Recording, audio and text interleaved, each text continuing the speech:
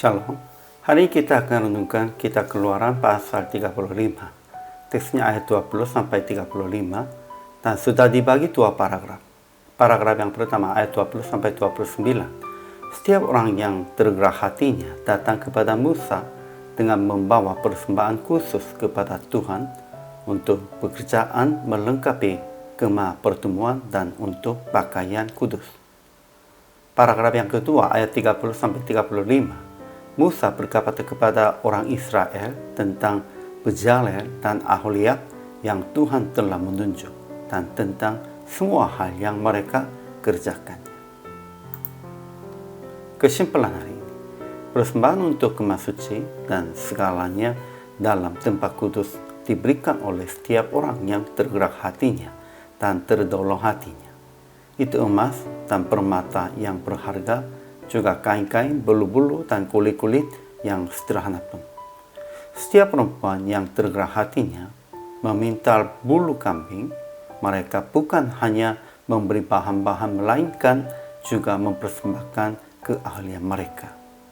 Lalu Musa memanggil Bezalel dan Aholiab yang Tuhan telah menunjuk.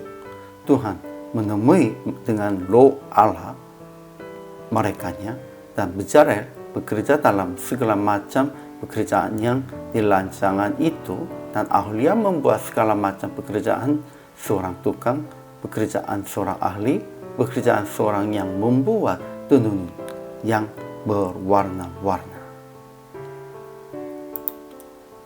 Ajaran tentang Allahnya. Pertama, Tuhan perintahkan kepada orang Israel dengan perantaraan Musa. Memang itu salah satunya juga karena orang Israel takut. Namun juga ada salah satunya, Tuhan menguatkan Musanya, memuliakan Musanya untuk kerjasama dengan Musa pun. Kedua, Tuhan menunjuk Bezalel dan Aholiab, dan ia memenuhinya dengan Roh Allah, dengan keahlian, pengertian, dan pengetahuan dalam segala macam pekerjaan untuk membuat berbagai rancangan supaya dikerjakan dari emas, perak, dan tembaga, untuk mengasah batu permata supaya ditata, untuk mengukir kayu, dan untuk bekerja dalam segala macam pekerjaan yang dirancang itu. Untuk itu Tuhan juga memilih beberapa orang dan mendirikan merekanya.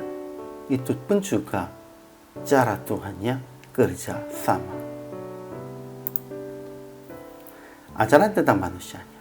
Pertama, setiap orang yang tergerak hatinya datang kepada Musa dengan membawa persembahan khusus dengan macam-macam harta benda kepada Tuhan untuk pekerjaan melengkapi kemah pertemuan dan untuk pakaian kudus. Kedua, setiap perempuan yang ahli memintal dengan tangannya sendiri dan membawa yang dipintalnya itu. Pemimpin-pemimpin membawa permata krisporas dan permata tataan untuk baju efod dan untuk tutup dadanya. Ketiga, Musa berkata kepada orang Israel tentang pekerjaan Bezalel dan Aholiab sebagai ahli yang dipenuhi dengan Roh Allah, dengan keahlian, pengertian, dan pengetahuan tentang segala macam pekerjaan.